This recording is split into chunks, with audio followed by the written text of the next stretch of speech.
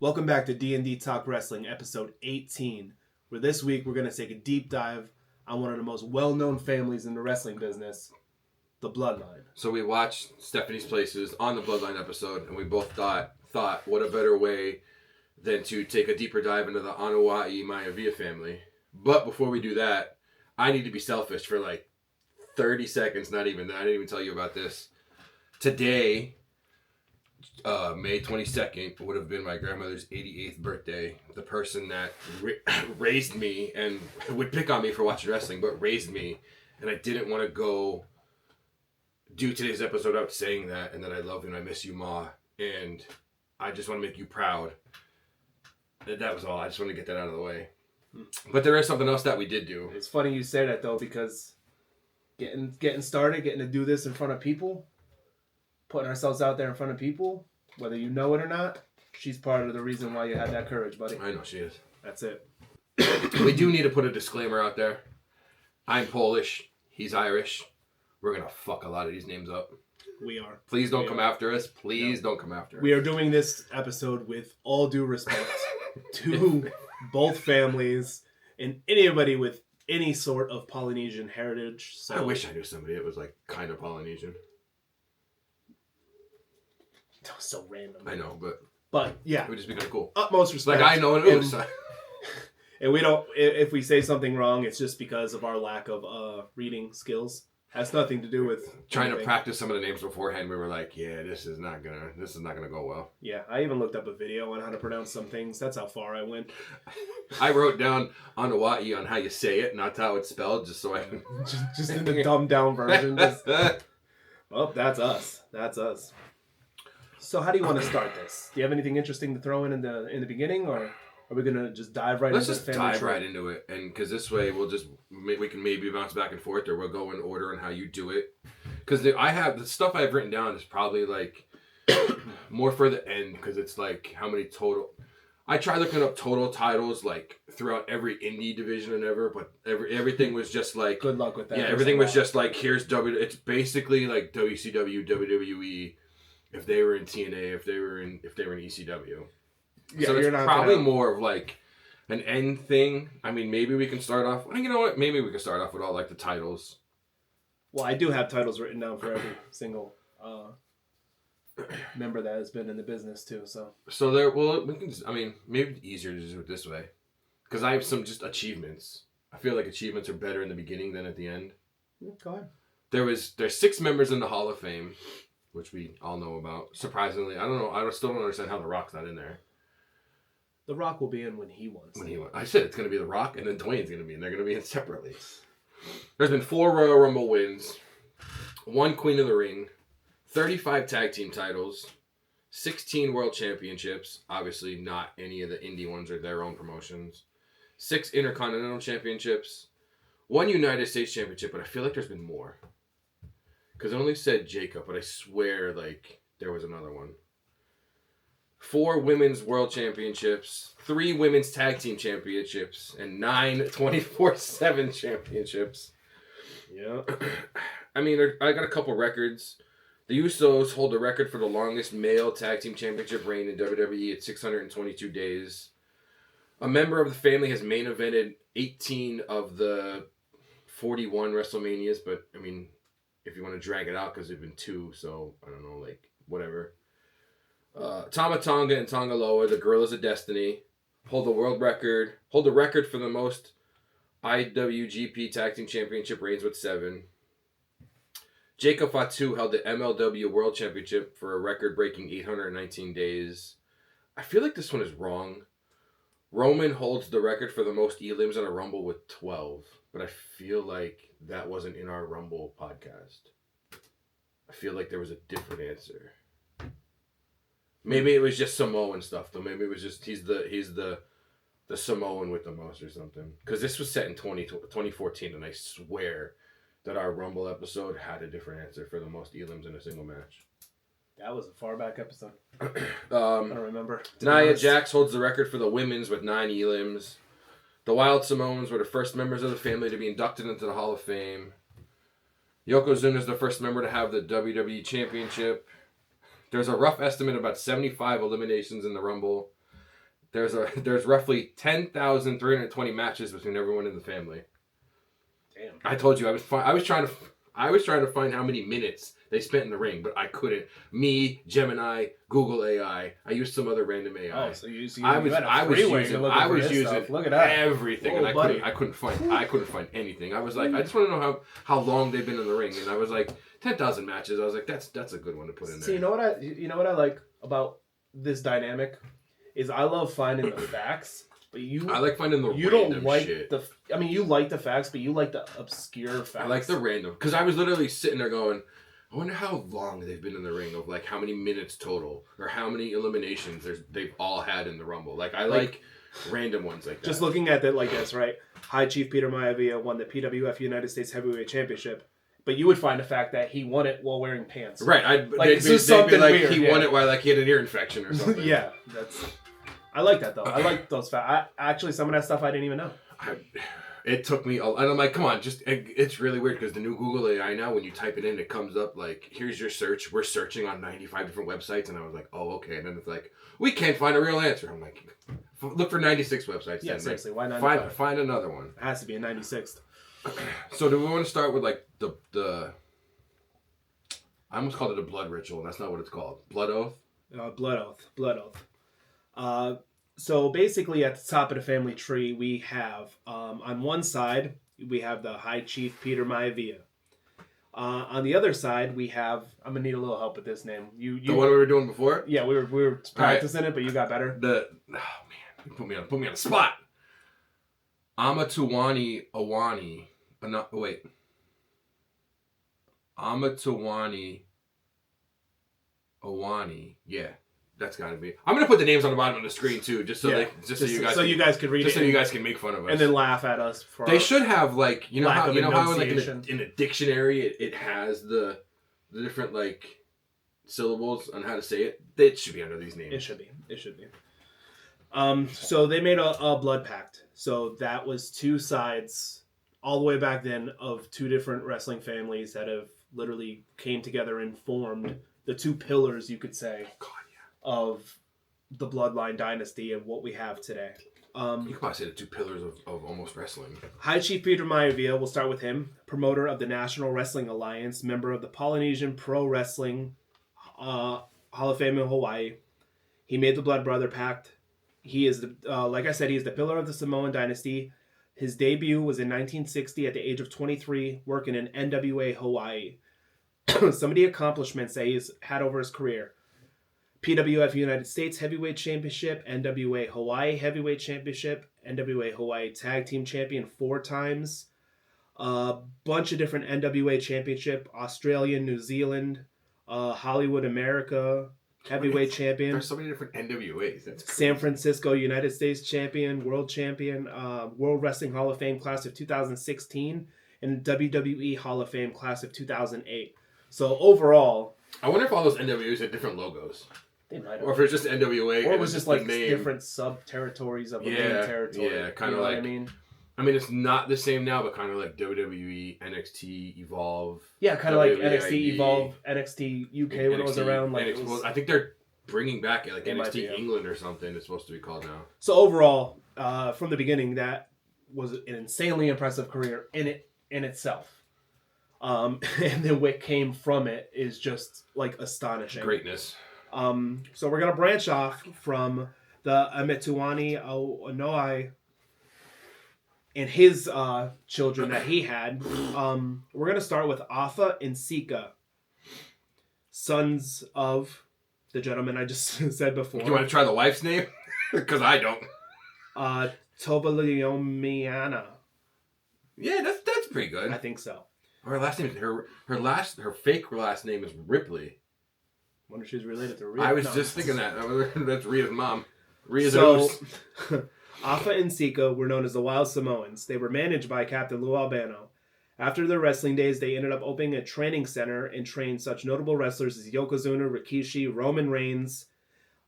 They themselves were actually trained by High Chief Peter Maivia. So right there, you see how the families are just intertwined, and it's just going to keep going down. Yeah, it's and just gonna. You know what? Like that graphic that we saw, that tree is the perfect example. Because I don't know why they didn't make that like a poster, put that on a shirt. They would have sold that.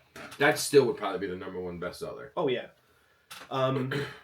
As to get together with Alpha and Sika, they were the Continental Wrestling Association AWA Southern Tag Team Champs, Gulf Coast Tag Team Champions twice, Georgia Championship Wrestling NWA National Tag Champs, Mid-South Wrestling Tag Champions 3 times, NWA All-Star Wrestling Canadian Tag Champs, NWA Detroit World Tag Champs, NWA Mid-America US Tag Champs. Oh, wait. There's more on this side. Once you get done, I have 2 little random things about Alpha and Sika. Well, Alpha. They were inducted into the Pro Wrestling Hall of Fame class of 2012. They were the Southeastern Championship Wrestling Southern Tag Team Champions. Stampede Wrestling, which you know about up there in Canada. Yeah, we all know about that. International Tag Team Champions twice. WWC World Tag Champs. WWE Hall of Fame class of 2007. And they were also 3-time tag team champions in WWE. So that's crazy. So this name kind of sounds familiar. Alpha's nephew, Sean Malata, was a participant in the WWE Cruiserweight Classic. I did not know. But that name sounds familiar. I don't know why. His other nephew, David Tua, is a professional boxer. Oh. There's some like I was looking up stuff and I'm like, wow, I didn't know that. There's another one I can't wait to talk about when we get to like the Maivia part. I kind of want to look it up and just see this guy. I mean, athleticism in just in general is nothing shy in that family. I would be afraid to be in that family because I feel like if I didn't do anything, I'd be like, oh my god, I'm a failure. It's in my bloodline. Like right now in my life, I they would be like, what are you doing? They would disown me. Be a coach or something. So moving on, we have Sika's 2 sons also broke into the wrestling world. First, Matthew Anoa'i, trained by his uncle Alpha, started in his uncle's World Extreme Wrestling WXW promotion. Started competing in tag competition with cousin Samu as the Samoan Gangsta Party. The team had a brief stint in ECW, making his way to WWE with cousin Edward Fatu, later known as Umaga, as Team 3 Minute Warning. After that, he was discovered by the Hurricane and became Rosie. I love that. The Hurricane and Rosie. I love that tag team. After WWE, he competed in several different promotions such as All Japan, Great Championship Wrestling, Appalachian Wrestling, and Ohio Valley Wrestling. Matthews' accomplishments over his career was EWF Tag Champs, FMW Hardcore Tag Champ, IWCCW Tag Champ, HWA Tag Team Champion twice, MCW Southern Tag Team Champion 3 times, NWL Tag Champ, WWC World Tag Champion, WWE Tag Champion, and WXW Tag Champion 3 times.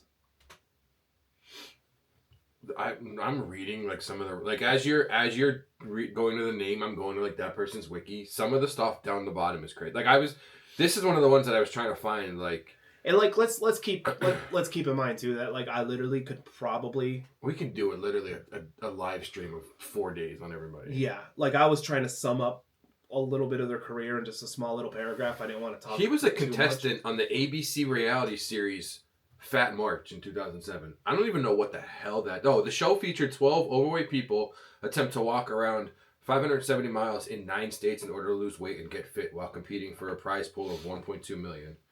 A press release for the show stated that Anoa'i was participating because it wasn't safe for him to compete as a professional wrestler and he needed to lose weight to return to his career. He left the show during the 5th episode due to a knee injury. Outside of wrestling, Anoa'i was involved in several business ventures, including a restaurant in Cincinnati called Island Boy Barbecue, but returned to Florida to be closer to his family and was working with his father in Pensacola. I kind of want to watch this Fat March show. I want to find it somewhere now. Father. You said I don't know why I said father. Sika's other son is a very well-known superstar. Some might say greatest of all time. but I will say our tribal chief, I would say the greatest of all time. Roman Reigns. After his collegiate career came to an end playing football for the Georgia Tech Yellow Jackets, 2 short stints with the Vikings and Jaguars in the NFL, he played a year of football in the Canadian Football League in 2010. He played a year in the Canadian Football League, and then in 2010 was signed with the WWE to their developmental area, Florida Championship Wrestling. Original ring name was Roman Leak. I don't think it's Leak. It's Leak. No, it's like Leaky. Leaky. I remember watching like FCW and seeing it. Then when FCW was rebranded into NXT, he got his new ring name that we all know today, Roman Reigns. From 2012 to 2014, Roman was 1/3 of the most dominant groups of the all time, The Shield. That's the greatest group of all time, probably. Yep. After the breakup of The Shield in 2014, Roman started his path to main event status, as spending most of this push as a babyface. After leaving WWE when his leukemia returned, he came back in 2018 stating that it was in remission. In 2020, during COVID, Reigns took another leave of absence due to his immune system being already compromised by the leukemia, and he didn't want to take any chances on being around with COVID. I remember that whole thing, and I was just like, man, like I remember him being in the ring and be like, my real name is Joe. I have leukemia, and I'm just like, damn. Yeah, that was heavy. His pop when he came back, though, was insane. Oh my God, yeah. When he returned, however, that was the start of a new Roman, the Tribal Chief, who went on to start his own faction, the Bloodline, with his wise men by his side, Paul Heyman, and cousins Jimmy and Jay Uso, later also recruiting their younger brother, Solo, and honorary Us, Sami Zayn. The honorary Us. He had to make it in. He has to be in there. Roman also went on to have a staggering 1,316-day title reign. Some of his accomplishments have been FCW Tag Team Champion, WWE Champion 4 times, WWE Universal Champion twice, WWE IC Champion, WWE US Champion, WWE Tag Team Champ, 28th Triple Crown Champion in the history, 9th Grand Slam Champion in the history, and a Royal Rumble win. I didn't know this, and I'm kind of mad. December 31st, 2019, Reigns appeared on Fox's New Year's Eve with Steve Harvey, where he defeated Ziggler in a pre-taped match. I watched those like New Year's shows, and I don't ever remember seeing a wrestling match. That either, yeah. I like this other. I mean, this other one we kind of know. Reigns also makes regular appearances on fellow wrestler Xavier Woods' comedic YouTube channel Up Up Down Down, known as The Merchandise. Usos are always on that too. Oh my God, them AJ, Sammy used to be on it a lot. I think New Day is like a honorary Us. Yeah, they're like honorary Usos. They really are. I didn't know he's still taking oral chemo for his leukemia. Yeah, he's always gonna have to. He's always I guess I didn't know there was oral chemo. Moving on, Alpha Anoa'i's son was also a massive name in the wrestling world. Rodney Anoa'i, also known as Yokozuna. Who we didn't know was an Us. My whole childhood never knew this guy was Samoan. So he portrayed the character of a sumo wrestler with his name being Yokozuna. Yokozuna is actually the name of the highest rank in pro sumo wrestling. He was managed by Mr. Fuji, trained by Afa and Sika. He debuted in the business in 1985, performing for promotions such as International World Class Championship Wrestling, Universal Wrestling Federation, Continental Wrestling Association, under multiple ring names such as Great Coquina, Giant Coquina, Coquina the Samoan, and just Coquina. I like Coquina Maximus. At least he was... Oh yeah, that wasn't... At least he was consistent. He was consistent, yeah. He was. And then it just went, nah, you know what, Yokozuna.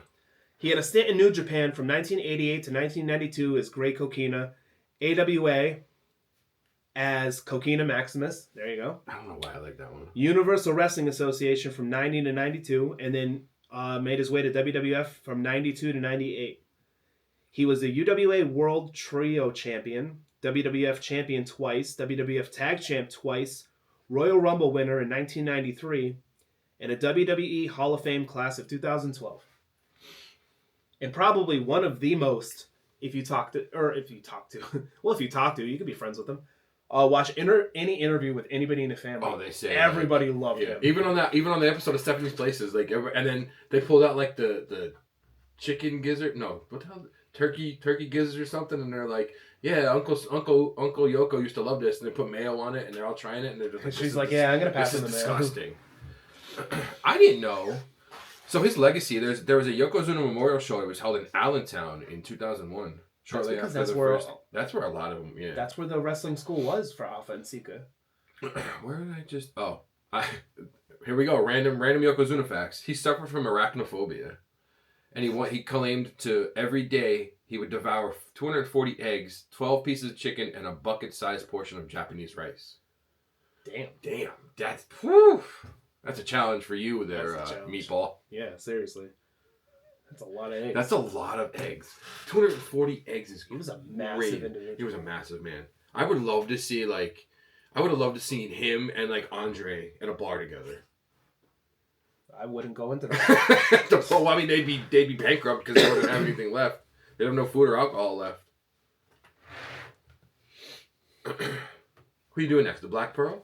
Yes. Brother of Alpha and Sika, Tumua Anawai also has a son that was in the business, Reno Anawai, also known as Black Pearl.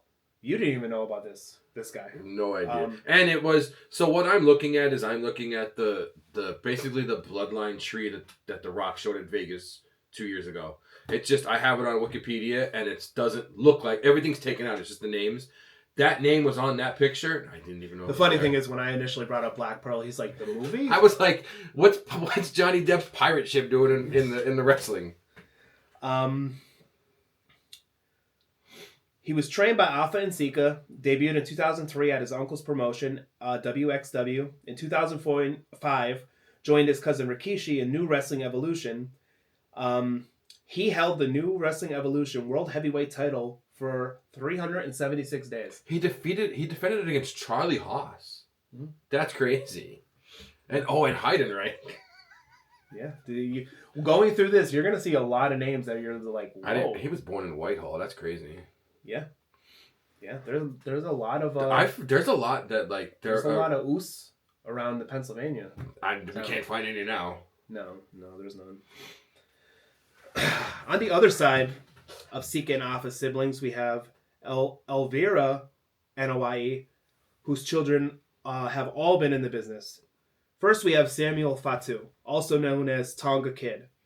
He debuted in 1983 after being trained by the Wild Samoans, wrestled for World Wrestling Council, WCW, and WWF.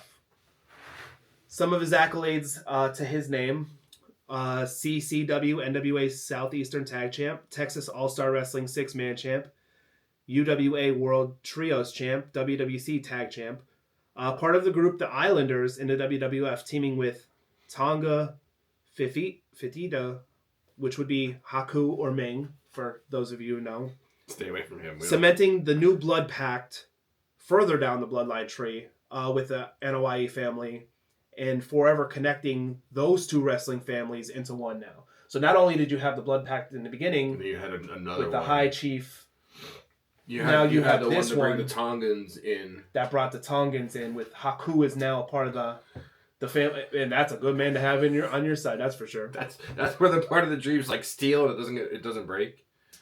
Yeah, that's a part of the tree you don't go to. You just admire from afar. I didn't know there was a wrestling match in the Highlander movie that he was in. Tonga Kid appeared in the scene of the 1986 film Highlander, where he was involved in a 6-man tag match with Greg Gagne, Jim Brunzell against the Fabulous Freebirds at the Meadowlands Arena. He also starred as Tonga Tom in the 1987 wrestling film Body Slam, along with Dirk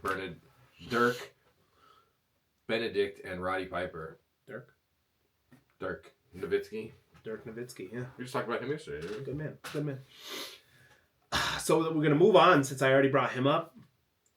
As the newest part of the Anawai family, Haku, Ming, whatever you want to call him by. I would call him by Sir. I would call him by whatever he wants me to. That is exactly what I would call him, Sir.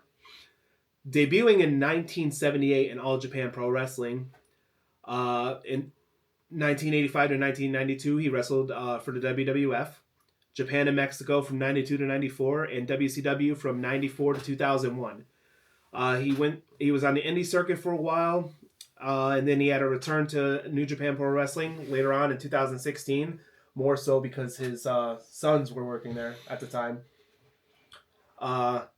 He has a pretty illustrious title history as well. He was the NWA Hawaii Heavyweight Champion, All Japan Pro Wrestling Battle Royal winner, IPW New Zealand Tag Champ, NCWA Tag Champ, Canadian International Heavyweight Champion, Canadian International Tag Champ, NWA World Six-Man Champ, WCW Hardcore Champ. The next ones are all WCW. He had a Hardcore Champion, Heavyweight Champion, Tag Champ, WWF Tag Champ, and a WXW Hardcore Champ. I don't remember WCW having a hardcore title. They did. It's even in the video game. WWE. Let me see what it looks like. Maybe because I'm just remembering the WWE one. Oh, I don't remember that title. They came at up, all. They came up with it after WWE's. Yeah, but it's cool that just WWE's was duct taped together and everything. And well, yeah, but then they saw how crazy the matches were getting, so they want to have their own. Right. Kind of I don't remember that title. It kind of looks like an ECW world title. But you notice a lot of these guys have won titles in their uncle's promotion. Oh, jeez, I wonder why. No, it's good to have that there as your starting ground. That's... No, right. Yeah. Especially, because you can go there. I mean, obviously you can't wrestle when you're 15, 16 or whatever, but to go there and train that young, it's going to be good. So moving on. Next on the list, we're going to have Edward Fatu. Started his career as Jamal in 3 Minute Warning after a stint in WWF, later going to All Japan Pro Wrestling. Fatu trained with his cousin Matt Anoa'i, Rosie, at the Wild Samoan Wrestling School, wrestling for promotion WXW, like I just said, from 99 to 2000. He was in WWF from 2001 to 2003 in the Team 3 Minute Warning. TNA from 03 to 04 under the ring name ECMO Fatu. All Japan Pro Wrestling as Jamal, and returned to WWE 2005 to 2009 as Umaga. No, say it the right way. Say it William Regal's way. Umaga. No, William Regal Umanga. Oh my. I'm thinking of Estrada. Yeah. That's another honorary Uso. Umanga. Yeah, Regal would always call him Umanga. I know, Regal's hilarious. I love Regal. He's probably one of the only people that could crack jokes out of Samoa. And get away with it. He's a tough bastard, too. He really is. Edward Fatu, or Umaga, he held the All Japan World Tag Team Championship, FMW Hardcore Tag Championship, HWA Tag Champ twice, MCW Southern Tag Champ, and WWE Intercontinental Championship twice. I'm just reading about his wellness policy violation. I didn't realize it was a big thing in the New York Times and Sports Illustrated. Yeah, the media took every reason to... Well, I remember the other one. I remember the one from the 80s because it was a Dark Side of the Ring episode. That's why we wanted to keep this light. We didn't want to keep... No, because we're not... Obviously, a lot of them aren't here anymore. We don't want to talk about that. We're here to celebrate. Honestly, we're all human. We all make mistakes. Can you imagine us doing a podcast where I just drudge up every stupid thing you've ever done? That'd be a long time. I did I think it was a house show. Edge and Umaga teamed together, and Edge got rated R tattooed right here, kind of looking like Umaga's. So next up, the last of the three brothers, we have Rikishi. Rikishi began wrestling in 1985 as Prince Alofa. See, we struggled a little bit, but I got there. In 1986, became one half of the Samoan SWAT team with his cousin Samu. Rikishi joined the WWF after a run at a few different promotions, WCCW, AWA, WCW. In WWF, he was a part of the tag team, the Head Shrinkers. From 1996 to 1998, Fatu was repackaged as a Sultan. I forgot about this. I literally had the action figure of the Sultan. Why am I thinking of... No, I'm thinking of Kevin Nash as the Wizard. A red masked wrestler who never spoke. Yeah, okay. I remember. This run was not very eventful for Rikishi. 1998 to 1998, which that was a miswriting by me. Should just made up 99. No, basically it was just in 1998, he did a little bit of the indie circuit as the Sultan. Then he had his return to the WWF in 1999 as the Rikishi Fatu character that we all know today. I did it for The Rock. After WWE, he went around the indie circuit a little bit, and he had a short stint in TNA. Some of his accomplishments: Canadian International TV Champ, NSWA Tag Champ, Portland Pacific Heavyweight Champion, Power Pro Wrestling Champ, UWA World Trios Champ. I'm turning a page. WCWA Texas Tag Champ, WWC Caribbean Tag Champ. Ooh. That's the first time we've heard Caribbean, I think. WWF Intercontinental Champion, World Tag Team Champion 3 times, WWE Hall of Fame Class of 2018. Looking at the other media for him makes me want to watch some of these things. Like, not this first one. So, Fatu appeared in the Italian comedy Natalia al Miami. He also guest starred on Nickelodeon show Victorious as a sumo wrestler. He was also on that show with The Big Show. The Big Show. It was called The Big Show Show. Yeah, it was big. Yeah. It was him, Mark Henry. And I just saw that clip because they did like the Backstreet Boys song. Yeah. I just saw that clip the other day. He was in a Netflix film, Sandy Wexler. Under his ring name Rikishi, he was a Samoan judge on the Wall of the World on CBS show The World's Best. This last one, Fatu appeared in the film Kingdom of Gladiators, the tournament, along with his nephew Jacob. Ooh. I kind of want to see this. I kind of want to look this film up now. Yeah, I saw that and I was like, Jacob's in there. Yeah, get in where you fit in. Get in where you fit in. You got what I mean? I mean, I can't do it. I can't do it either. I wish I could. That should be on a shirt. I don't know why they didn't. That's like an old school wrestling, like a 90s wrestling shirt. Yeah. You got what I mean? So moving on to the next generation, we have the children of Rikishi. Out of 5 kids, 3 are currently in the wrestling business. First, we will start with arguably the greatest. There's 4 in wrestling. There's 4? Yeah. His son, I'll just say it first. Okay, go ahead. His son, Thamiko Fatu, wrestles on the indies right now. I did not know that. Yeah. Because it's weird. It's not even. I thought so, it was... like, here's Rikishi, but that son's not even. Unless it's that, and I just said, unless it's that one, and I said the name wrong. Did he just start wrestling? I don't know. It's no here. Thamika T Fatu, son of Rikishi, wrestles on the indie circuit. Oh. But it's not. But his name's not here, which is weird. Okay. All right. So moving on to the children of Rikishi. First, we'll start with arguably the greatest tag team of all time. We have the Usos, Jonathan Fatu and Joshua Fatu, also known to everyone as Jimmy and Jay Uso. Both trained by their father Rikishi, they made their debut June 8th, 2007. Then debuted in WWE Developmental FCW in 2009. After just 1 year in FCW, they made their main roster debut. Jimmy and Jay hold the record for longest tag team championship reign at 622 days, like you said earlier. They were the FCW Tag Team Champions, WWE Raw Tag Team Champions 3 times, WWE SmackDown Champions 5 times. In 2023, the Usos parted ways, giving the opportunity for singles runs. While Jimmy hasn't experienced singles gold yet, Jay Uso, now known as Main Event Jay Uso, has. He is a WWE Royal Rumble winner, WWE IC champion, and currently the WWE World Heavyweight Champion. That broke my heart when they broke up. We've seen the Dudleys break up, the Hardys, Edge and Christian, and they broke up in a bad countless other, but yeah. It just, I don't know, man. They're going to have to go on a run before they're done, though. Wasn't it up here? No, that wasn't up here, because up here is when when Roman got the new belt.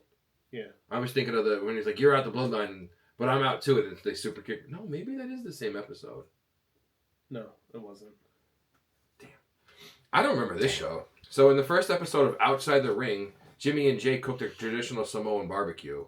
Never remember that show. They were obviously both on Total Divas because, as I'm sure you'll talk about later, Jimmy is married to Naomi. Jay's a regular on Xavier Woods' Up, Up, Down, Down, where he goes by the nickname Juicy. He challenged Kofi for the title in a game of Tetris where he defeated Kingston to win the championship. And then, as you said, he is now the current WWE champion. Juicy Uzi. What's Jimmy's name? I didn't show Jimmy's name. It's weird. It didn't even have. So Jimmy's always on there too. On Jay's, it says Jay briefly appeared on Total Divas because Jimmy's on there. I went to Jimmy's. It doesn't even say he was on Total Divas before. Rikishi's other son and brother to the Usos, Solo Sikoa, Joseph Yokozuna Seta Fatu. And that actually his middle name. Yeah. beginning his wrestling career in 2018 under the ring name Sefa Fatu on the indie circuit. He signed with WWE in 2001, assigned to the NXT brand. After being called up, Solo aligned with his brothers and cousin to be an enforcer of the Bloodline. In 2023, after they parted ways, he created a new Bloodline faction consisting of Tangaloa, Tamatanga, and Jacob Fatu. And also now, JC Mateo, because I didn't... Who's not technically... Not a part of the Bloodline. I was thinking about that last night. I was wondering if Bronson Reed was still injured, do you think he'd be where he is? Maybe. But I did throw Sammy in there before. So but what I'm saying, I feel like if Bronson Reed didn't get injured in that Survivor Series match and he was still with Solo, I don't know if Jeff Cobb or JC Mateo would be with Solo right now. Hey, I mean, Jacob is leaving eventually. Jacob's leaving. There is a couple like I just mentioned Bronson Reed. We're not going to talk about him. He is slight. You don't put anything with him, right? No. He is slightly Samoan, but I think he's more like he's Australian. Too. Yeah. JC Mateo, who is Jeff Cobb, who is in the Filipino. He's Filipino. They're not really called the Bloodline anymore either, but they're in Solo's. He's in Solo's Bloodline. Obviously, we're going to talk about Sammy and Paul later. There's other wrestlers that are partly Samoan, but we just wanted to stick to the Anoa'i, Maivia families. And quick shout out to Samoa Joe, even though he's not related whatsoever. Not related whatsoever. Still a fantastic wrestler. He's another one that you have to, yes, however you want to be acknowledged, I will acknowledge you that way. Yes, sir. Samoa Joe, sir. All right, so Solo's accomplishments thus far: AWF Heavyweight Champion and NXT North American Champion. Just recently, he also qualified for the Money in the Bank match. So I didn't know they had.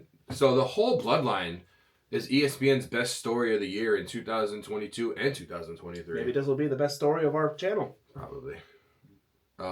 It's weird that literally in Solos is the first time I'm seeing best storyline of the year, part of the Bloodline, and then 2023 is part of the Bloodline 2.0. New York Post storyline of the year for 22 and 23. PWI's faction of the year in 22 and 24. Solo was ranked number 38 on the top 500 single wrestlers in PWI in 2023. That's a really good accomplishment. Solo's good. Yeah. He just hasn't been getting like wrestling time lately. No. I don't like Suit Solo though. No. I like the Street Champ. I like Street Champ Solo. Yeah. So while we're still speaking about the brothers, Jimmy Uso went on to marry a fellow wrestler, Naomi, who is Trinity Fatu. Naomi signed with the WWE in 2009, and she was there from 2009 to 2022. Short stint in TNA from 23 to 24, now back with the WWE. She's put together a great career for herself. FCW Divas Champion, TNA Knockouts World Champ, WWE SmackDown Women's Champ twice, and WWE Women's Tag Team Champ. So that's just another branch. In May 2014, she released her first single song called Dance All Night. I did not. The accompanying music video was released on WWE's YouTube channel. I might have to look that up. I did not know that. In 2017, she started in the WWE studios, filmed the Marine 5 Battleground, playing a role of a gang member named Murphy, which that's an episode we want to do of like the WWE branded movies and like TV show stuff. Fatu also modeled as part of the New York Fashion Week alongside Mercedes Vernado in September 2022, who is your favorite wrestler. She is not a Us. We do not speak unless you're honorary. We don't. She got little thickums, but yeah. Let's continue on. All right.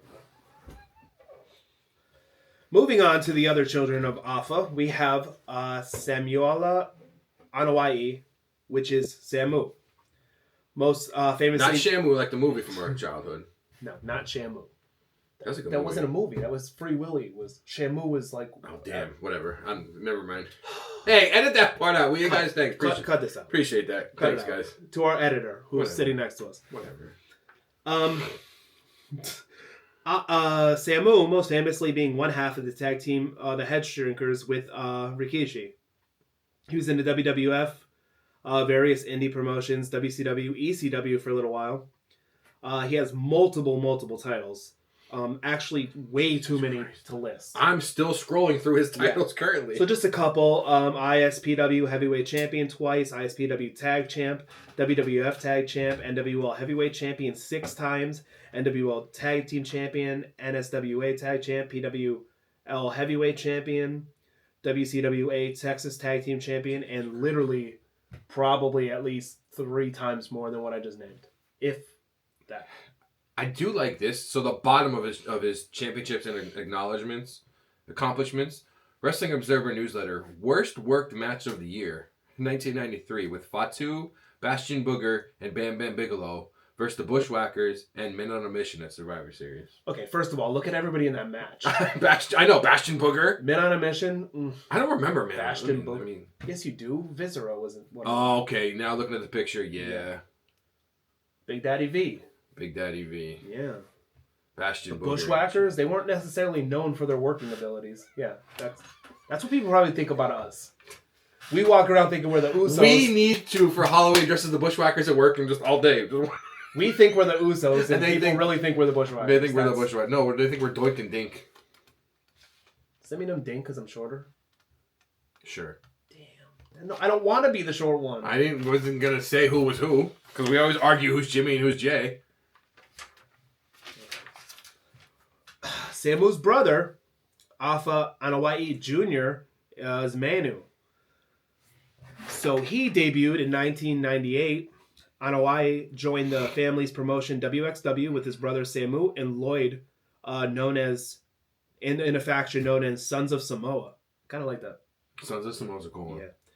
Yeah. He was in WWE from 2006 to 2009, indie circuit from 2009 to present. Manu, as you know, was also for a short little stint when he was in WWE. He was in Legacy, right? Legacy with Randy Orton and Cody and Ted DiBiase, a.k.a. I'm going to jail for 100 years. I can't believe that. That's crazy. I hope that's not true. So some of Manu's accomplishments is a DPW Heavyweight Champ, FCW Southern Heavyweight Champion, ISPW Light Heavyweight Champ, PPW Heavyweight Champ, WWC World Tag Champ, WWP Tag Champ. And the rest of these are all WXW. Cruiserweight Champion, Hardcore Champion 3 times, Heavyweight once, Tag 3 times, and TV once. So, for not being in WWE for that long, he... I don't want to read this one out loud. Okay. All right. Okay. Bethlehem. Once again, we're not doing anything negative here, but I missed that. I didn't know that. I missed that. You should have got an RKO out of nowhere for that one. It's great. So, moving on. Manu and Samu's brother, also into business, Lloyd Anoa'i, known as LA Smooth. I like that name. Trained by his uncles Afa and Sika, Lloyd made his wrestling debut in 1987, appearing in WWF, Puerto Rican World Wrestling Council, ECW, and other indie promotions. Teamed up with Samu on the indie circuit as a new version of the Head Shrinkers. He is now a trainer at his father's Wild Samoan Training Center. Some of his accomplishments: EVA IC Champ, EWF Tag Champ, ISPW Tag Champ, NHPW Hybrid Champ, WWE Tag Champ, WWC Tag Champ 9 times, WWP Tag Champ, and WXW Tag Champ 4 times. I didn't know he was in the. So he made his acting debut in the movie The Wrestler. Can I say something before you go on? Go ahead. Okay. After struggling with most of these names. We're going. Right? We're doing well. I mean, we had I feel like in the beginning is when they're like... We had like Jay and Jimmy, who's like Joshua and Jonathan. Yeah. That's easy. Like Romans, Joe. But like, shout out to my boy here. Lloyd. That's it, Lloyd. I feel like can't mess that up. As the branches grow, the names get easier and easier. Can't get easier than Lloyd. I do like the Tahitian Savage. That's a cool name. Yeah. So he was... I just think Savage, like, is the thing that they played out too much earlier in wrestling with, all Polynesian wrestlers were just, like, people who like, didn't wear shoes and just were cannibals, just gonna eat you. Macho Man. What? Randy Savage. So, oh my god. I'm trying to remember. Like, he was on a trailer. Making his debut. L.A. Smooth making his acting debut in the movie The Wrestler, and on the trailer commercial for Brisk Tea, for his cousin Dwayne Johnson's movie Hobbs and Shaw. I don't understand. I thought, when I first read it, I thought he was in the movie Hobbs and Shaw. And I was like, oh, okay, because I know Roman's in that movie. But he was, and on the trailer commercial for Brisk Tea, maybe there was a commercial in the movie for Brisk Tea that he was in or something. Maybe. It sounds really confusing. It does.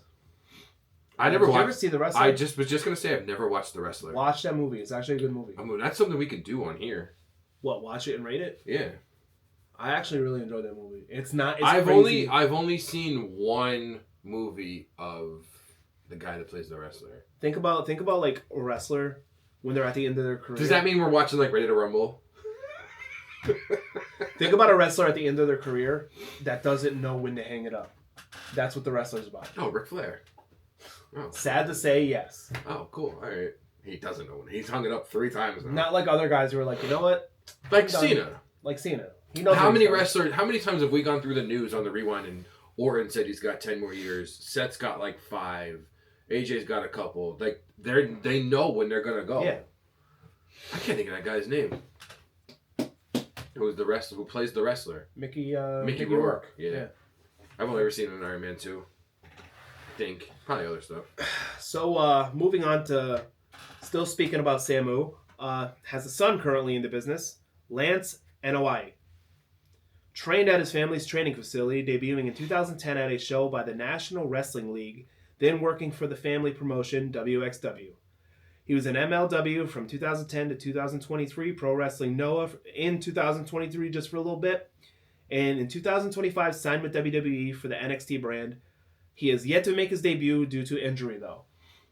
He was also, I think it was the fake Roman Reigns when there was the. I wonder if it's in here. Well, while you're looking that up, he was the BCW champ, ECWA champion, MLW tag champ, NLW heavyweight champ, ACW cruiserweight, Ace heavyweight champ, BWS heavyweight champ, PBW heavyweight champion, WXW heavyweight champ, WXW elite tag team champ. That's cool. I want to be an elite tag team. Yeah. WXW TV champ and PWX heavyweight champion. So even before coming to WWE, the man has held some gold, though. So he wasn't. It was the whole Roman Reigns, Drew McIntyre, Shane McMahon feud. He wasn't. They brought him out as Lance Anoa'i, but he had like the Roman like Shield gear on, because he faced Shane McMahon on an episode of Raw and eventually losing the match by submission after Drew McIntyre attacked him from the outside and was subsequently beaten down by McIntyre and McMahon after the match until his cousin Roman made the save. And I think that's when like Corbin came in and they did the dumb dog food stupid shit. And not only did he also get trained by the at his family's training facility, Roman is one of the people who helped train him. Which, I mean, that says a lot right there. He was ranked last year in the PWI 500. I mean, number 324, but still, it's an accomplishment because there's thousands of wrestlers, obviously, and to be in the top 500, even at 324, is still something. When you're currently injured and you haven't been wrestling, to still be on that list is really good. Yeah, he has a lot of time. I can't wait to see when him and the other younger Oos that WWE signed gets to debut. We'll be getting into him soon. Oh. Actually, 3 people away. Oh, down here where there's no more on the tree. Yeah, we had to start adding things to the tree. Because even before when you said Haku's not on the tree. No, but he's widely considered. Well, yeah, because he has to be. Yeah, well, no, because Haku could literally go to Japan and be like, "Hey, I'm Japanese," and they'll be like, "Sure." Like, hey, whatever you want to be. Yeah. He'll be Samoan, Japanese Samoan. He'll carry on Yokozuna's legacy. There you go. Yeah. Tonga Kid also has a son who is currently in the WWE by the name of Jacob Fatu. Yeah, we don't know if you know him or not. But, no, the Samoan werewolf. What about, are you talking about this guy? I didn't. I just want to see who the hell he even is. Jacob was trained by his uncle, Rikishi, and made his professional debut in 2012, performing in numerous promotions between 2012 and 2019. He then signed with MLW, where he competed for 5 years before joining WWE. And right now he is on a meteoric rise to the top. The stuff he did in MLW was insane. His moveset on point.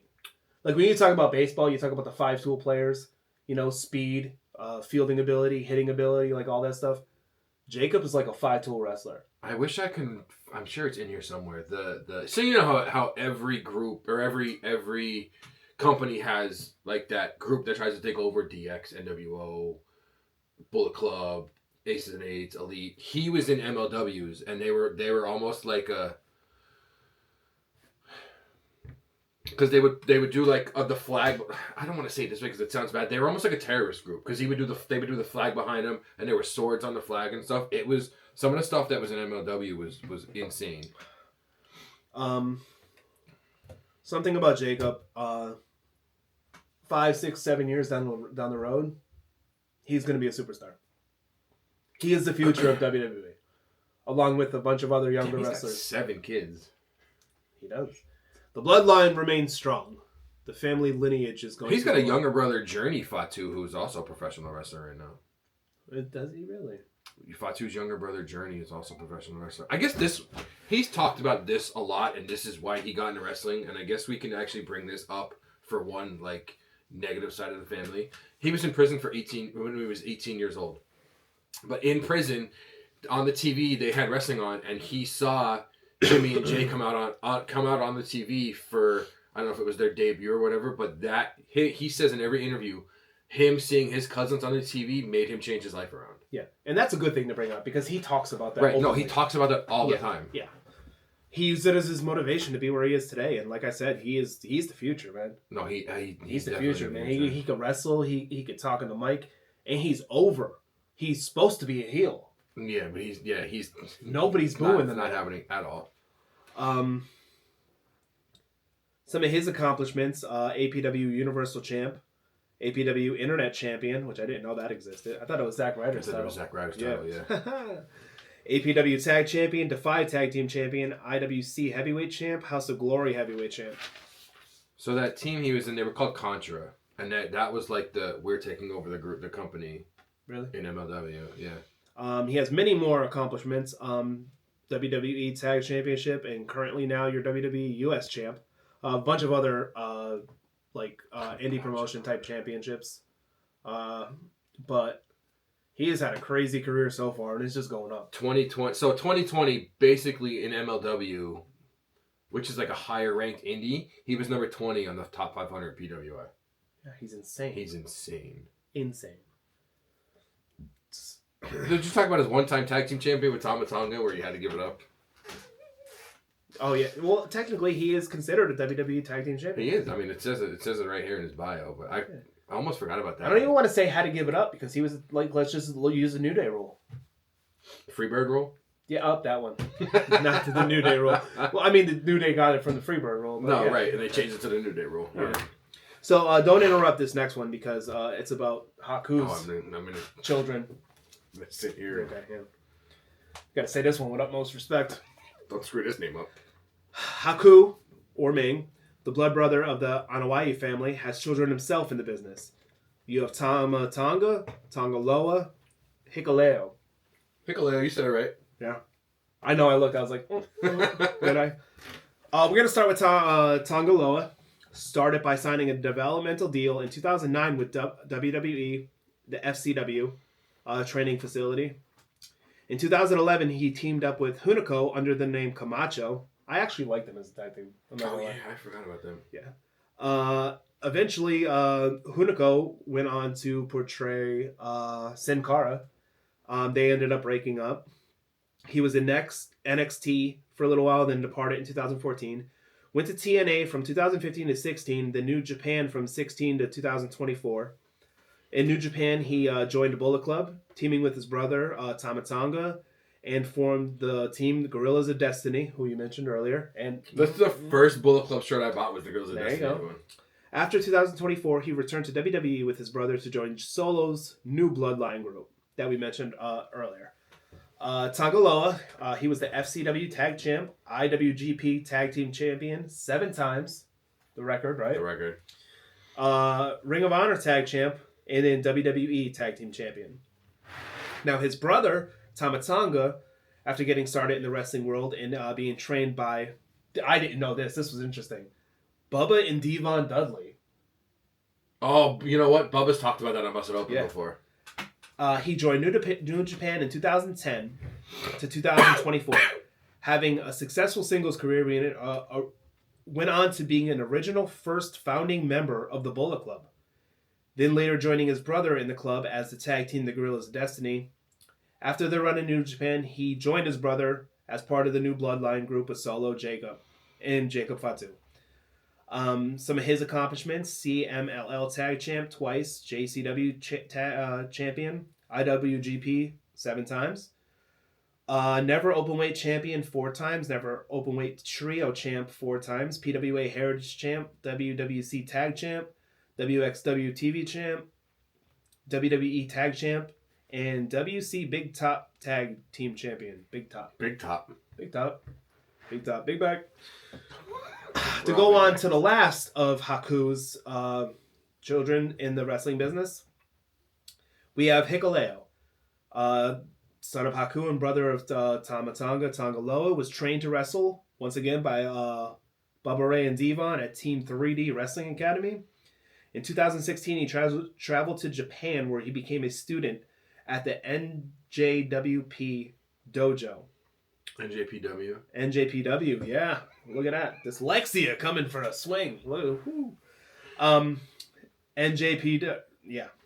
New Japan Pro Wrestling. New Japan Pro Wrestling Dojo. He was in New Japan from 2016 to 2024. Now currently signed to a WWE deal. Yet to make his debut. I think he's injured. I think he's another one that's injured too. I think he was, but like now they're just kind of trying to find a way to get him integrated. There was rumors that he might be coming back with Roman when Roman comes back. That would be. I think he's taller. He's tall as shit. I think he's taller than Roman. 6'8", if I believe. If you look at his thing, I think he's 6'8". He's probably the tallest. Well, he's not on the tree, so he's probably the tallest. No, I meant his wiki. If you pull it up real quick. He is a New Japan Pro Wrestling Strong Openweight Champion, New Japan Pro Wrestling Strong Openweight Tag Champion twice, and IWGP Tag Champion. He is 6'8". 6'8". That's a big. How tall is Roman? Roman's like 6'4", right? Why is it not right here in the beginning? Why is it making me search? Because he's heightless. That's why. That's why. That's why.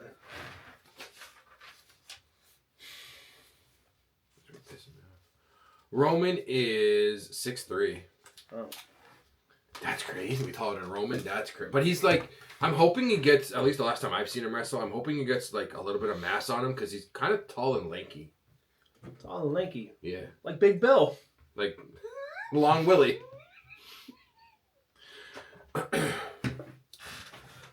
Is that the whole Anoa'i family? That basically covers the whole Anoa'i side of the family. I don't think there's anybody that we're missing that I can think of. Yeah, my next page, I'm moving on to the other side of the tree. I can't wait for you to say The Rock's mom's name. I can't. Oh, okay. That's fine. That's fine. I got it. All right, cool. Yeah. All right, cool. So on the other side of the family tree, branching off the high peef Peter. Cheater. The high peef cheater Maivia. I don't know. He was friends with Eddie Guerrero. Dyslexia, he was Eddie Guerrero before Eddie Guerrero. So I'm going to try this one again. Okay. Try that opening again. What do you think? We could try that. What do you think, everybody? Think I should go again? Look at that. One more time. I'm like Jey Uso's entrance. Let's just run it back. Yeah, run it back. All right, ready? On the other side of the family tree, branching off of High Chief Peter Maivia, his daughter, Ata Maivia, married Rocky Johnson. What's Ada's real name? That's her nickname. Yes. What is Ada's real name? Excuse me, we're talking about Mr. Rocky Johnson at this point because I cannot pronounce that name. Oh, okay. I'm sorry. Okay, that's fine. I don't want to. Can you imagine? That's literally every letter in the alphabet. I am not mispronouncing The Rock's grandmother's name. It's The Rock's mom. Mom's name. I'm sorry. Any Rock family member's name. No, anybody in this, no. Dwayne's a nice guy. Dwayne's a great guy.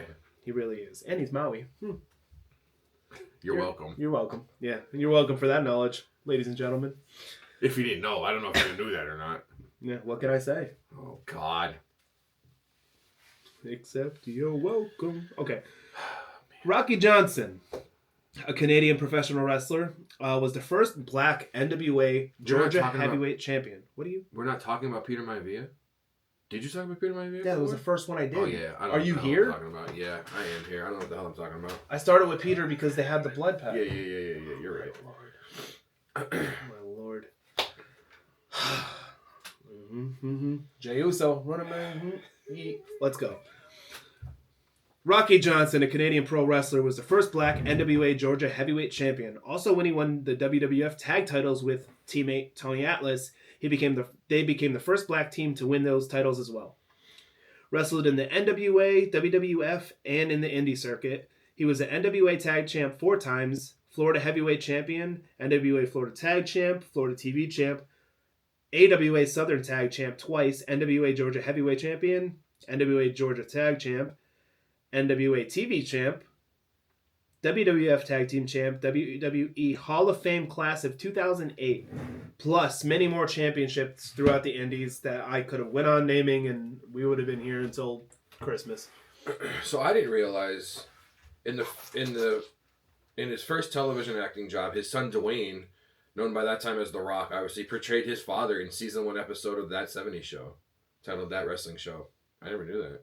I did not know that either. This one I know because I love this show. You should watch this show. He is portrayed by Joseph Lee Anderson in the show Young Rock, based on his son's life. The series was greenlit for production by NBC 4 days before Johnson's death, which I didn't know that. So the pilot episode was dedicated to him. He also has a brother, Ricky Johnson, who's a professional wrestler. Ricky and Rocky? Ricky and Rocky Johnson. Yeah. To go along with his father, Peter Maivia. Well, technically, Rocky married into the family. Right. Well, I don't know. Father. I don't know why. I don't know why I'm brain farting you talking about Peter Maivia, because I would have threw this in that part. Father-in-law. Yeah. Yeah. Teona Reed, known as Toa on American Gladiators, is the great nephew of Peter Maivia Jr.'s wife, Leah Maivia. I didn't know there was a Samoan American Gladiator that was an Oos. Yeah. The Ooses are everywhere. They're everywhere. I want to watch an episode with him on it now. Yeah, we got to. Is it the new American Gladiators or the old one? No, it's got to be the old one. It's got to be the old one, obviously. I mean, you never know. It's the great nephew of Peter Maivia Jr.'s wife, Leah Maivia. Like, if you go further, if you pull up the Bloodline tree. Pull up the Bloodline I'm trying to figure out where that would even be in the tree. Because you can't go by the levels of the tree. Because, look, you'll have, right here, Peter Maivia, right? Then you have... his wife, Leah. What are you looking for? You're on the wrong tree. I'm not on the wrong tree. This is the Anawai family tree. Hold on. I'm pulling on my phone, ladies and gentlemen. This is the Anawai. I'm literally on the Anawai family. Yeah, because if you look up this tree, the one that was like The Rock put up there. Yeah, it's hard to read though. No, I found an actually decently clear version. See? Oh, that is a clearer version. See, look. You have Joseph Fanene. I think that's how you say his name. But he is the first cousin of High Chief Peter Maivia. Joseph's daughter is Nia Jax. Nia's not on here. Now that I'm looking at this one. So, like, that's what I mean. Like, Nia Jax, her father's the first cousin of Peter Maivia. But if you're, like looking at, like, ages of people, like... Yeah, it does. Nia's only, I think, 40. That's all she is. Yeah. She's younger than Tamina. That's weird. I wonder why she's not on that one. The age thing is really interesting when it comes to this, but I saw in an interview that like Jay said that they just call everybody Unk, so well, yeah, everybody's the everybody's an Unk or an Oos. So now let's move on to, I don't know if you guys heard about this wrestler. This might be the longest part of the episode right here. Honestly, I have people that are longer. I mean, what's there to write down that we don't already do know the guys justice? Right, yeah, you know what I'm saying? Ata Maivia and Rocky Johnson's son, who became not only one of the biggest wrestling stars of all time, but also Hollywood's biggest star, Dwayne "The Rock" Johnson. The Rock played college football for the University of Miami Hurricanes before switching to wrestling. Helped and trained by his father, he secured his contract with WWE. I remember seeing the interview in that story about that, where he wanted to become the wrestler, and his dad was like, no. Yeah. And he's like, yeah, and then he ends up getting the tryout, and then at first they were like, no. That's basically like, I think, half of the first season. And then they called him back, and they were like, whatever. Yeah. When he debuted, I didn't even write any of this down because we know it all. He debuted as Rocky Maivia. Just this young kid. Just this young kid, just happy. Just playing from his like family's heritage and everything, and the fans hated him. Oh god, yeah. Die Rocky Die chance. Only after that, when they decided to have him join up with the Nation of Domination, is when we got to really see the real Rock. That was a fun Rock. The $1,000 shirts, and no, wait, that was a little after. Yeah. But in the Nation, that's where he started to get that attitude. And then eventually when he was out of the Nation, $1,000 shirts and the cocky Rock, and oh man. I mean, like I said, I can go on and on about The Rock's career. We all know about it. He's one of Mount Rushmore of wrestling. The Rock's face is there. Absolutely. No one can argue that fact, so. Actually, while are you looking up facts? I'm just looking up the slam. There's a bunch of things about like his weird Slammy awards that he won. The new sensation, the LOL moment of the year.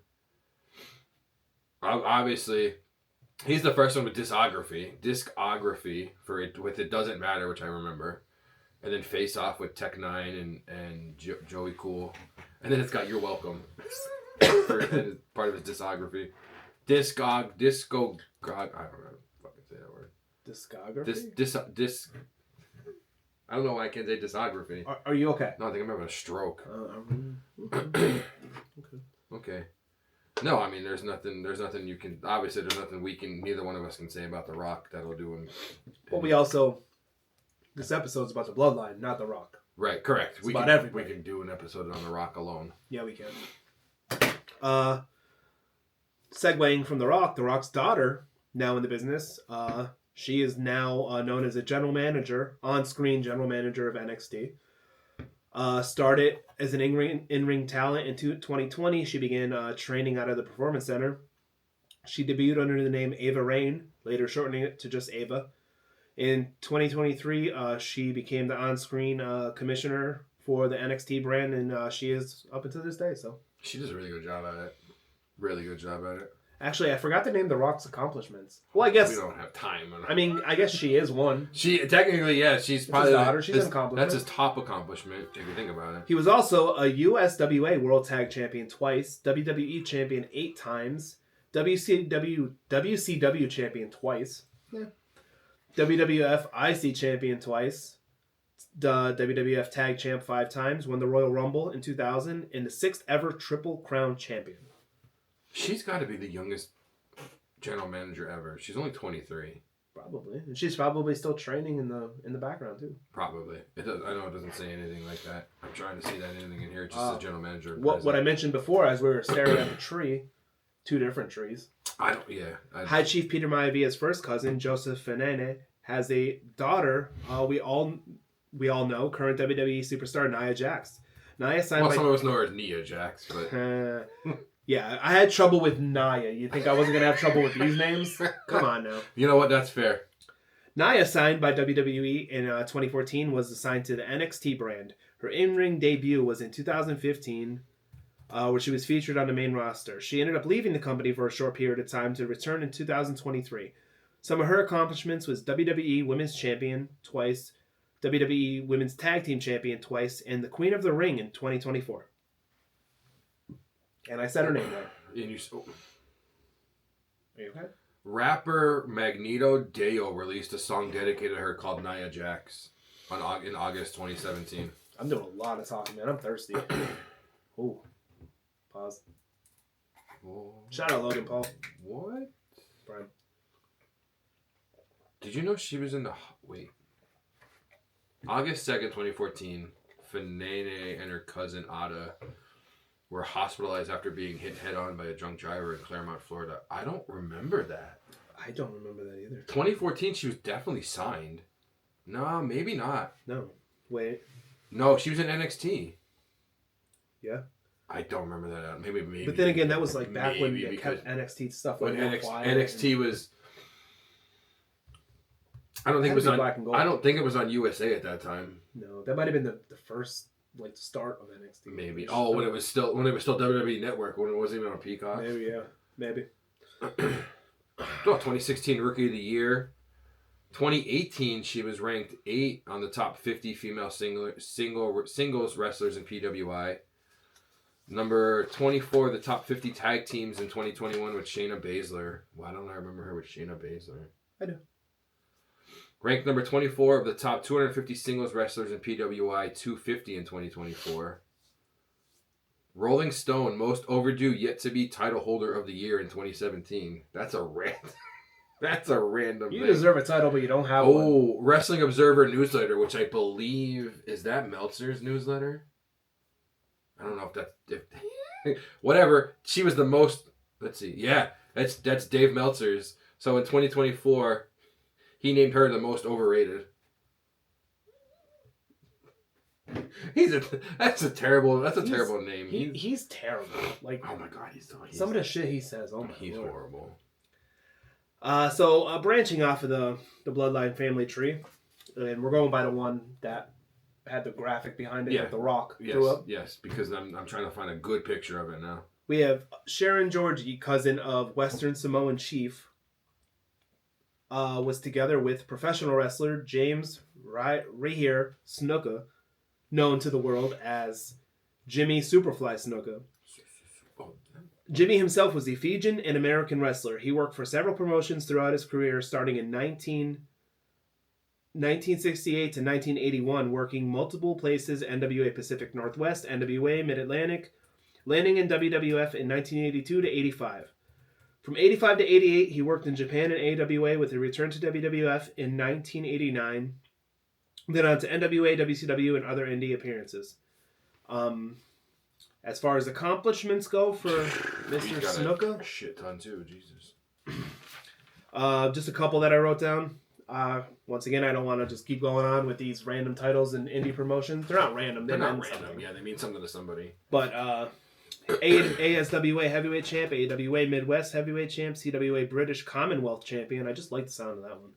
I feel like British Commonwealth Champion. Yeah, Sheamus needs that title. Yeah, even though it's not around anymore, he still needs it.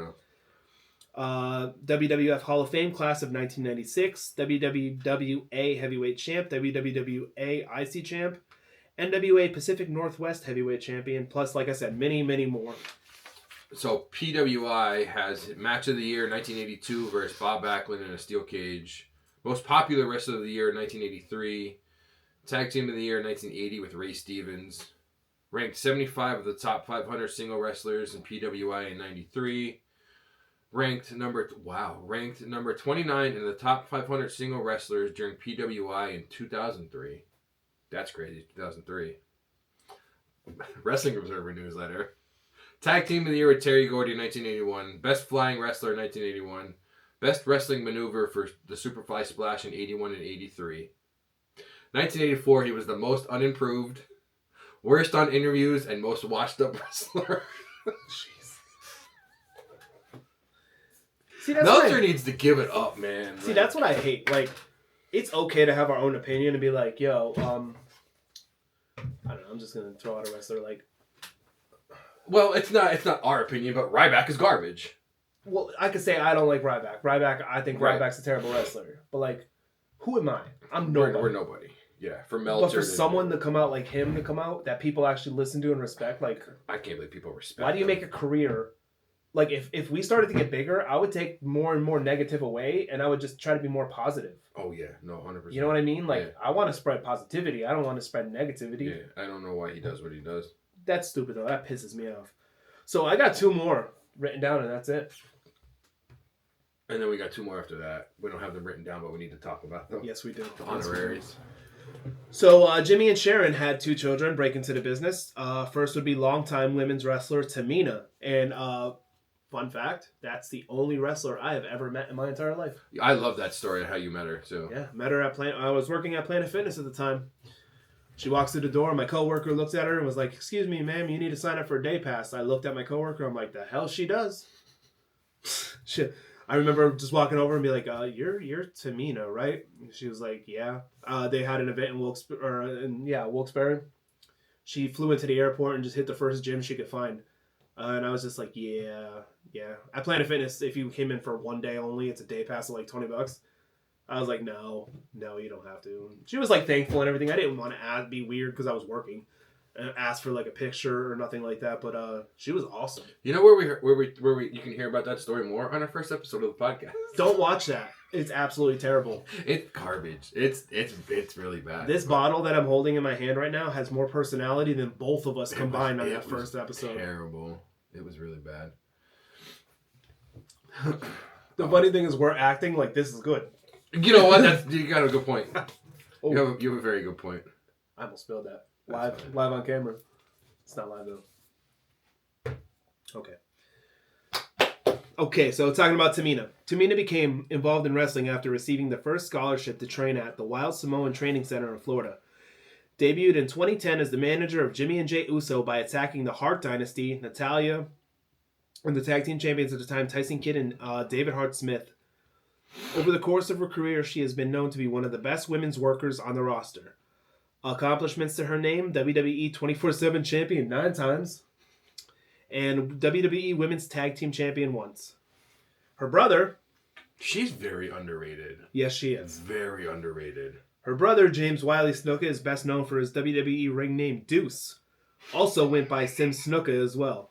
Started his career in UWA and then moved into Excitement Wrestling Federation. That was interesting when I read about that federation because it was started by like Jimmy Hart and like the Nasty Boys and like something weird. Yeah. Anyways, he was in that federation under the name Jimmy Snuka Jr. In 2005 to 2006, he moved to WWE at Ohio Valley Wrestling under the name Deuce Shade. In 2006, he started teaming with Dice Domino. I didn't know, like, I knew Deuce and Domino. I didn't know Dice and Shade. Yeah. That was weird. And Cherry. Cherry? Yeah. Cherry. Yeah, Cherry.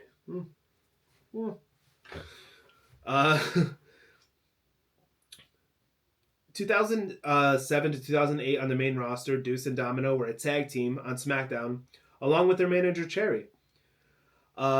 2008, after Deuce and Domino broke up, he saw repackaging, and he changed his ring name to Sim Snuka.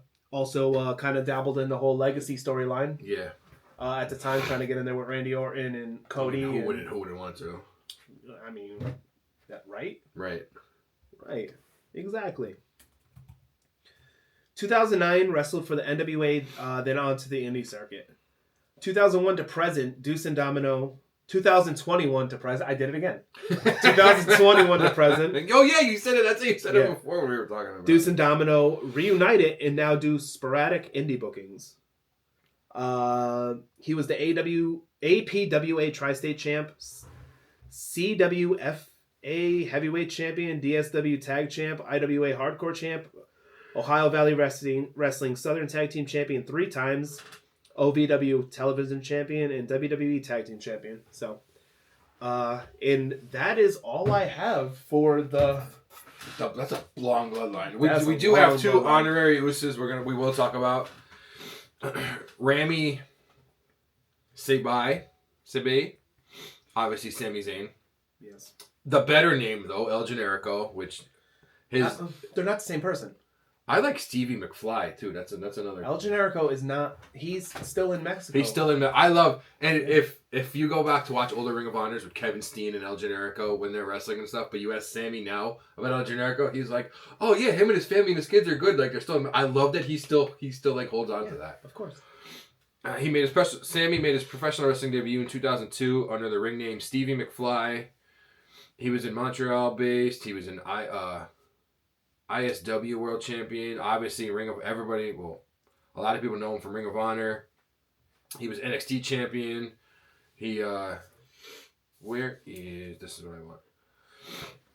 he had match of the year in 2016 versus Shinsuke Nakamura. He was the PWI BPW World Catchweight Champion. But he had champions in DDT Pro Wrestling. He was an Elite 8 tournament.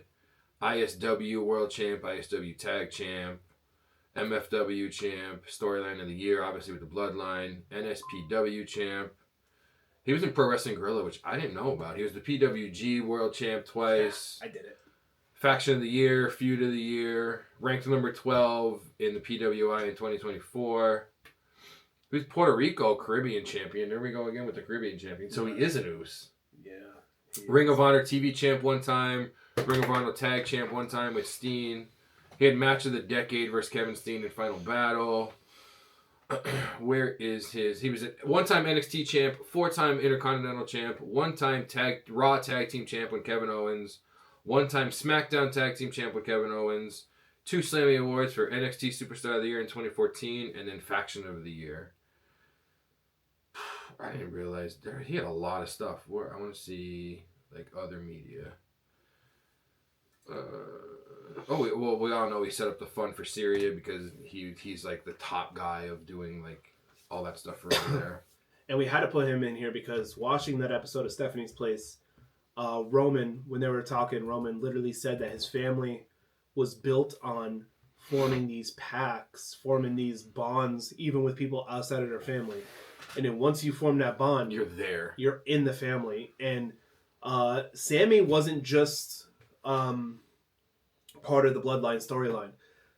On that show, they said that when Sammy was coming up, when the Usos were young, he was in NXT with them. He was in NXT with them, and they would travel together and everything. NXT. So it started all the way back in the NXT, and then Roman would be around, and then it just went on from there. And I think that's why they had him in the Bloodline angle and have him be a part of the family, because technically he was like. So go along with another part of the family, you can't talk about Rikishi and the Samoan Hit Squad and Samoan Strike Team without talking about Paulie Dangerously, or known now as Paul Heyman. He's or just the wise man. Wasn't he like the tribal council or something before the wise man? No, the tribal council. Oh no, the tribal council. Yeah. Roman. He was on the Roman found him on the. Roman was on the island of irrelevancy, and then he brought him to the island of relevancy. Paul Heyman, obviously, this is another one of like The Rock, where like, what can we say about Paul Heyman? Yeah. Made ECW what it is. Got into wrestling at an early age. He pretended to be a photographer for like the New York Times when he was 14, and that's how he got into like Madison Square Garden. Mm-hmm. That's how he got with Rikishi, and he traveled with the Samoans before it was even a thing. He traveled with Samoans way before any of that. Yeah. Heyman portrayed a sports announcer in 2002's Rollerball and an uncredited role in the WWE film Countdown.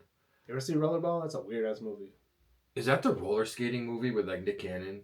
No. Or am I thinking of, what am I thinking of? What's Rollerball? Oh, I've seen Rollerball. Oh, LL Cool J. I've seen Rollerball. Yeah. It's like dangerous.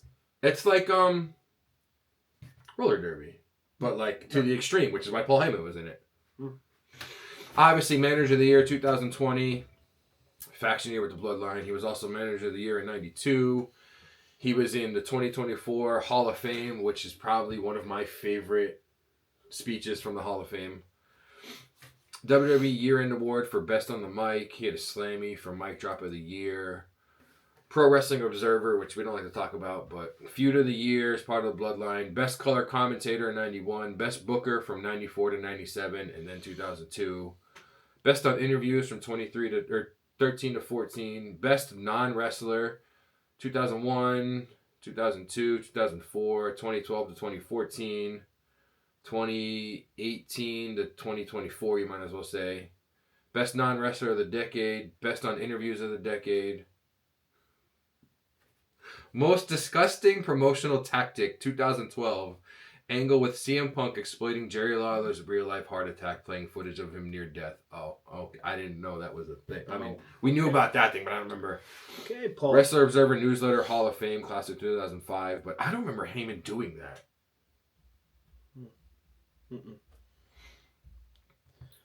Yeah, that was, we just wanted to go... Watching that story, like I said in the beginning, watching the story of Stephanie's Places, we knew, like, I looked at him and I was like, I would love doing an episode of Bloodline. And he was like, as soon as you get back from vacation, we're doing it. Obviously, we couldn't because of Backlash, but this was a really cool thing to do. I'll be honest, this was one of the most time-consuming searching for things, but also I think I learned so much that I didn't know while doing this. And it's the Bloodline. Like, everything I read was just interesting. And how it just all intertwines and tangles and, like... And shockingly, it's only been an hour and a half. That's crazy. We thought we were going to talk like 4 hours. Yeah, really. We did. But, yeah, that is our a little bit of a deep dive into the Bloodline. Hopefully... I mean, I don't know if it was a little bit, but... Hopefully, it could have been a lot longer. It could have been a lot longer. I'm still... Like, I may put... As we're talking about that wrestler, I may put their picture up with their name and stuff. I'm still trying to figure out, like, that part of it, but they're not worried about that. You should, because I'm still working on the... Because this is one that, like... We said it yesterday. Because we're... behind the scenes... Are you cutting this out or no? No, I'm not cutting this out. Maybe parts of it, I don't know. Behind the scenes, we record both episodes on Wednesday, and then I just put the one out on Thursday. But we realized longer episodes like this, we can just do on Thursday. And this is one where, like, we talked about the best factions, our favorite outside of the ring, all the ones that we did, like, in the beginning of our podcast. Those were our, like, opinions. This is something that, like... This is factual. This is factual. This is stuff anybody could look up, and this is something that we wanted to, like, take our time with and have fun with it like we always do, but, like, show our appreciation of the Hanawai and Maivia families. And be respectful. Yeah, and be respectful so Ming doesn't come after us. Try to give them their flowers, every single one of them. I know every single person here has had a different path, but overall, they've all done amazing things. Right. I mean, we can do this episode in a year, and there could be 8 more people we could be talking about. There probably will be. There probably will be. But yeah, and we're 2 massive fans of the Bloodline too. Like, God, yeah. So, oh my God, that's all we do all day at work. Is we have our own tribal chief. We have our own tribal we chief. We have our own Paul Heyman. We have our own Jacob. We have our own. We've got like 2 Jacobs. Yeah, it's a great thing. I would say I mean, they are. The Bloodline is a faction, but they've got to be, like, my favorite all time. And you can say that about a lot, but you can literally have a Bloodline. The Bloodline story, which isn't a story anymore now, really. It's breaking off a little bit. It's still technically there with Solo and Jacob. They can bring it back anytime they want. They can bring it back anytime they want. You can literally make it go for 10 years. The Bloodline's going to be like the Bullet Club. I don't think it's ever going to go away. I don't think it's ever going to go away. You're just going to have new members. That's all. I don't think it's ever going to go away. I hope it doesn't. Look, Jay went back to team with Roman and Jimmy in the Bloodline, the OG Bloodline, and then after that, he just went back to being the main event. Cool, I'm gonna go. But he's still win the world title. Still Bloodline, right? I mean, Jimmy came back to give him his little oomph that he needed before WrestleMania, because we all knew that storyline was falling a little flat there, unfortunately. A little bit. But yeah, so hopefully we didn't go too long-winded because we wanted to keep things short. That way we can get a little spiel out. We can talk about them for a minute. Hopefully you guys learned something, because I know I did. I know I learned. Yeah. I mean, even just pulling their stuff up now, I was learning stuff. Yeah, and we just want to thank you for rolling with us through our favorite faction. I think this is probably like the one where we agree on. Family, like, this is our because there's other families that you got the Rhodes, you got the Flairs, you've got Steiners. You got the Steiners, Ortons. Yeah, you got the Ortons. You've got ones that have Mysterios. I don't want to say like second greatest family of all time. I don't want to say like a weed, but they've got like a sunflower. Like, you can't say a tree, a whole family tree, because there's like 4 or 5 of them. They've got like a branch. A branch, yeah. There's nothing that I don't think another family could take over what the Bloodline has done and will ever do. No, I don't think so either. So, I'm gonna close out. You got any closing statements? Yeet. We the ones. Oh, we the ones. Yeah, that was the ones. They are the ones. I was just a little cold. It's a little cold. It's another like 40 degree here in lovely Pennsylvania. A little chilly, but all right, everybody. Thank you for going on this ride through the Bloodline Dynasty with us, and we will see you guys next week with something brand new. Hopefully something entertaining. We got to work on that. We don't know what we're doing next week yet. We have absolutely no idea. So put down below your favorite Bloodline member. Ooh. That's a good one. That could be a good discussion in the comments. Let's see. Not if I spell a word right or wrong. Let's see. Who's your... Yeah. If you don't... Who's your favorite Bloodline member? Overall? Yeah. You have another hour? My favorite Bloodline member. Oh, man. I'm down to 2. And they're 2 very, like... I mean, it's hard not to say Roman because... It's hard not to say Roman. It's hard not to say Jacob for what he's doing right now. I think right now, right this second, it's Jacob. As an active, but what about overall? I'm not gonna lie, up there is Rikishi for me. Oh. If we did like a top 5 Bloodline, Rikishi's in my top 5. I think overall, I might have to throw Rodney up there, Yoko. Because for being a man that size and for the being able stuff he pulled, Yeah. yeah, you know what? That's a good one too. I think I might have to go him. But... I'm like, what are you talking about Piper for? What are you? Oh my god! But if I had to say right now, 100% Jacob. Right now, no, there's no doubt it's Jacob. But like overall, through the whole tree, Jacob, the Usos. And you know who I think is underrated right now is Solo. Solo's underrated. I wish Tamina had more screen time. Me too. I want to see Jimmy win some gold. I would love to see Jimmy win like a singles. Yeah. Go. It's gonna sound bad. Go down to NXT and win something even. I mean, Becky did it, right? Becky did it. Dom did it. No, Charlotte didn't do it. Charlotte went for it at a Rumble. Either way. So I think all time I might have to go Yoko. I always loved Yoko as a kid too, even though as a kid I thought he was Japanese. We all thought he was Japanese. But I always like the villains. I always like the bad guys. Oh God, it's so much easier to like the bad guys. Yeah.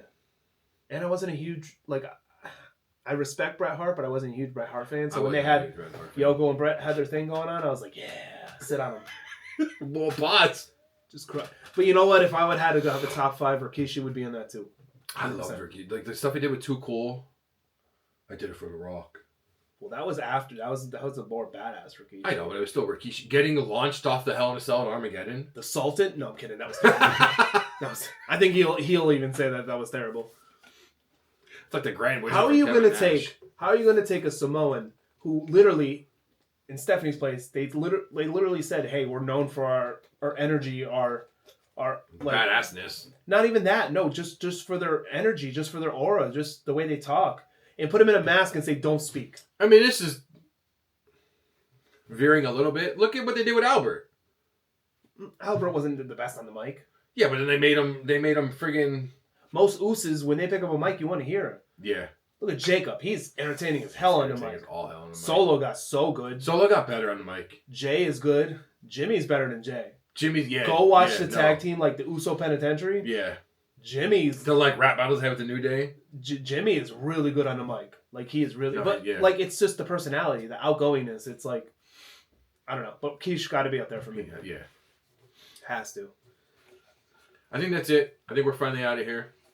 Are we? We have to go figure out what we're doing for next week's episode now. So, get ready. I preempted him. I'm going to apologize in advance for the rewind for next week because it's going to be long. There's a lot of wrestling going on this weekend. Yeah, there is. There's our normal 5, and then there's 2 a Saturday Night Main Event a pay-per-view? Not really. I don't know if I'd count it as a pay-per-view. I'd count it like a... But is it a PLE though? That's what I mean. I don't know. Like I count it as like an extra. It's premium. It's live, and it's an event. Yeah, but so was everything else. Because you got Saturday Night's, you got the normal Raw, SmackDown, NXT, Dynamite, Collision. Then you got Saturday Night's Main Event. You got NXT Battlegrounds. You got AEW Double or Nothing. It's gonna be a long week of wrestling. Yeah, it is. So I guess we'll see you guys next week for the rewind and the podcast. Take care, and thank you all. Later.